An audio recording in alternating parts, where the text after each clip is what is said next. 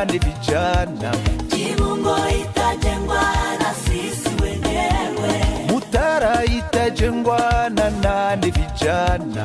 Mutara itajengwa na sisi wenyewe. Kibuye itajengwa na nani vijana. Kibuye itajengwa na sisi wenyewe.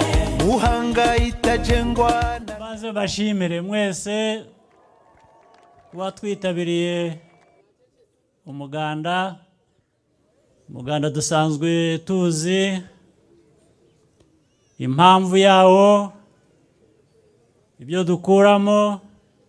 Cya mbere ari ugufatanya, cya kabiri ari ugukora, cya gatatu ari ukwiteza imbere.